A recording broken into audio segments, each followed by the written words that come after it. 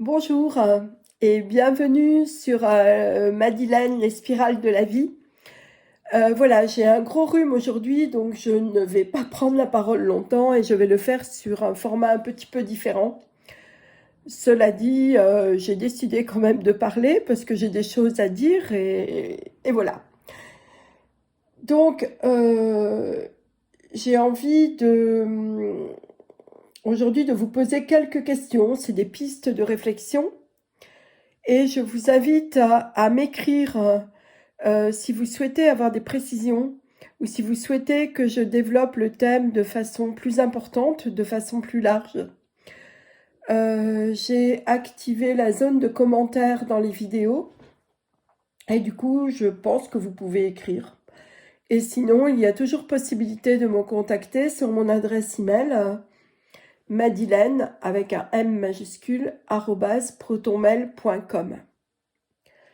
Voilà. Donc, les questions qui me semblent d'actualité aujourd'hui pour chacune d'entre nous, ou en tout cas pour les personnes qui souhaitent évoluer et s'élever, ce qui est vraiment ce qui nous est demandé à l'heure actuelle, parce que nous sommes à l'aube d'un monde nouveau et ce monde ne se construira pas sans nous, et ce monde se construira avec des nouvelles valeurs.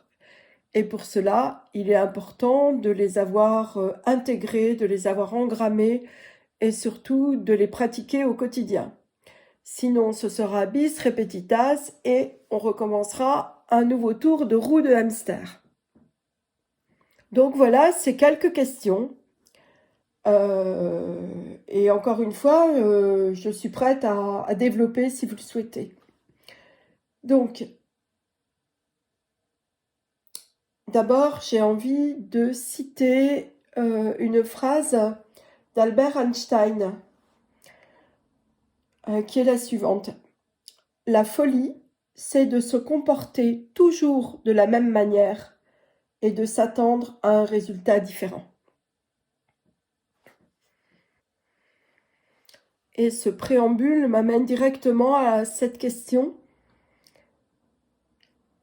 Quelle est votre résistance principale au changement?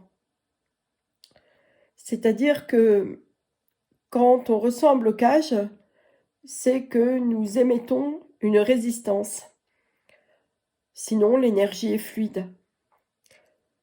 Donc voilà, quelle est, selon vous, quelle est pour vous personnellement votre principale résistance au changement? Autre question, pour initier ce changement, qu'acceptez-vous de perdre? C'est-à-dire que si nous mettons toujours les mêmes ingrédients dans notre soupe, et c'est ce que dit Einstein, nous aurons toujours la même soupe. Et pour changer, eh bien, il faut savoir trier, enlever, choisir, et non pas accumuler.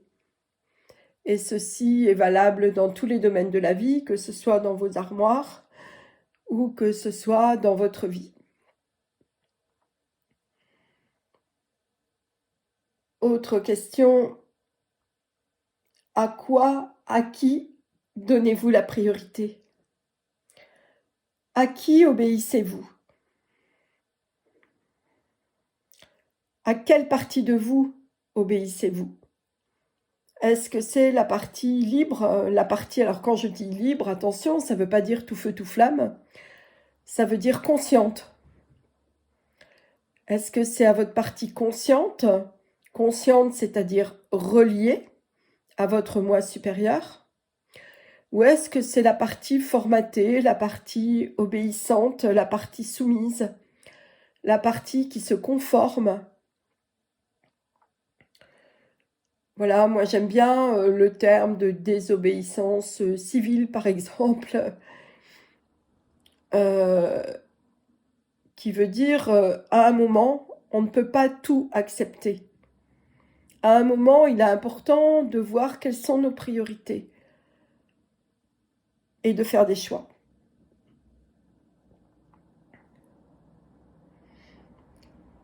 Voilà ce que je souhaitais vous partager comme petites interrogations, comme questions, comme pistes de réflexion, mais pas de réflexion mentale, mais de résonance, je pourrais dire. Ce sont des pistes de résonance, pas de réflexion. Eh bien, je vous souhaite une belle journée et à bientôt. Au revoir.